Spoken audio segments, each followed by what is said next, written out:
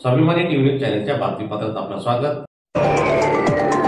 धुळे जिल्हा परिषदेत जिल्हास्तरीय क्रीडा स्पर्धांना आजपासून झाली सुरुवात।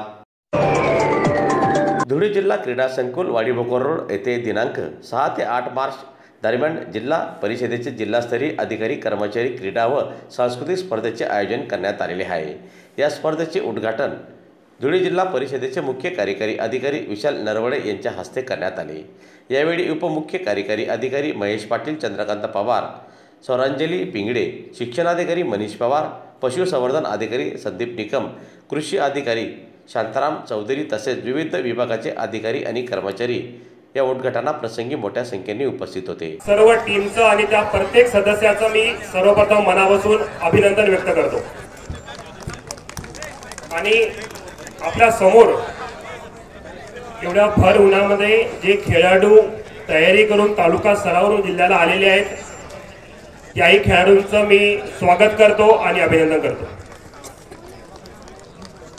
हे जे सादरीकरण केलं, पहिलं तर परेड करताना वेगवेगळ्या विभागात काम करत असताना सुद्धा तुम्ही हाताला हात मिळवण्याचा आणि पायाशी पाय मिळवण्याचा जो सुरेख प्रयत्न केलेला आहे, त्याबद्दल तुमचं अभिनंदन करतो।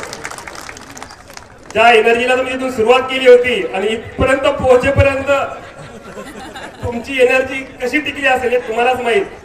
आमची ती चर्चा सुरू होती, तरी सुद्धा अशी अतिशय चांगला प्रयत्न तुम्ही केलाय, त्याबद्दल तुमचं अभिनंदन।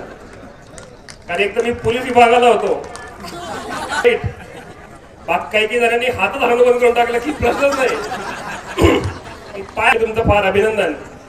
नंतर कल्चरल, मी कॉफी मुक्त अभियान राबवलं वेगळ्यासाठी होतं, पण आज जो मला फीडबॅक मिळाला आहे त्याचा मी स्वप्नातही विचार केला नव्हता। धुळे पंचायत समिती आणि शिंदखेडा पंचायत समितीने थीम घेतली आहे, ई ऑफिसला इथपर्यंत मैदानाच्या ई ऑफिस पोहोचून जाईल याची मला अपेक्षा केली नव्हती। आणि साखरीने तर फार अतिशय सुरेख चांगलं प्युअर कोर कल्चरल ज्याला म्हणता येईल ते तुम्ही केलेलं आहे। शिरपूरच्या टीमने अतिशय चांगलं सादरीकरण करायचा प्रयत्न केलेला आहे। आणि पवार साहेबांच्या चर्चा चांगलं झालं की आपल्याकडे 4च टीम आहेत, 1, 2, 3 आणि उत्तेजनार्थ, 5वी टीम आहे तर स्पेशल उत्तेजनार्थ। म्हणजे सगळ्यांना सगळं बक्षीस भेटणार, म्हणजे जिंकण्याचा हारण्याचा प्रश्नच उरलेला नाहीये।